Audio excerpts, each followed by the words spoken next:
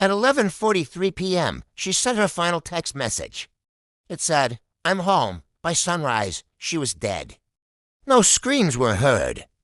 No doors were broken. And no one has ever been arrested. This is one of the darkest unsolved murders in the United States. The town sat quietly in the American Midwest. One main road. A handful of streetlights. The kind of place where people waved at neighbors they barely knew. Violent crime was rare. Murders were almost unheard of until one night changed everything. Her name was Emily Harper, 22 years old, recently graduated, quiet, responsible. And deeply routine, Emily lived alone in a small apartment complex just outside town. She worked. Weekdays, visited her parents every Sunday, locked her door every night. She was careful. Which made what happened next even more terrifying. On a Friday evening, Emily stopped by a local grocery store. Security cameras captured her buying a frozen meal, a bottle of water, and a small notebook at 10:58 p.m., she arrived home. Her car was parked neatly in its usual spot at 11:43 p.m. She sent a text to a friend. "Home safe, talk tomorrow." That was the last confirmed communication she ever made.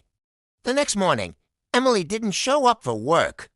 At first, no one panicked. She was rarely late, but it happened. By noon, her phone went straight to voicemail.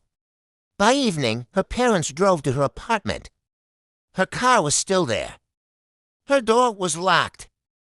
Nothing looked out of place. Until police entered the apartment. Emily was found in her bedroom.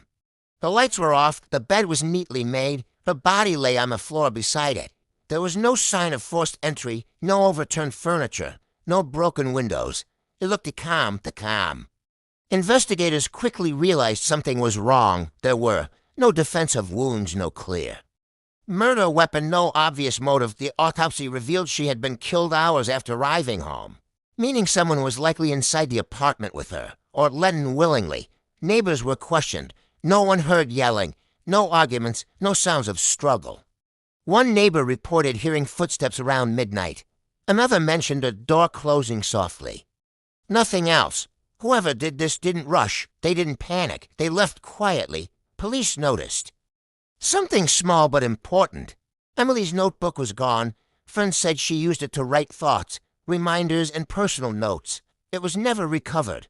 Nothing else was missing. Not her wallet, not her phone, not her keys. Just the notebook. Detectives worked the case relentlessly. They checked ex-boyfriends, co-workers. Online contacts, neighbors, no arrests were made. Everyone had alibis. Phone records led nowhere. DNA evidence came back inconclusive. Security footage showed nothing unusual. It was as if the killer never existed. Investigators considered something darker. What if this wasn't personal? What if Emily was chosen at random? Someone who knew the area.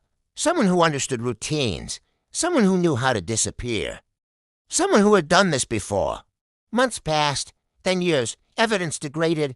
Leads dried up. Detectives moved on. Emily's parents kept her bedroom untouched. The town changed. People started locking doors during the day. Lights stayed on at night. Trust vanished. More than a decade later, no arrests, no suspects, no closure. The notebook was never found. The killer was never identified. And somewhere in the United States, someone knows exactly what happened that night. Someone walked into her home. Someone stood in her bedroom. And someone left without being seen. They were never caught, and they may still be out there.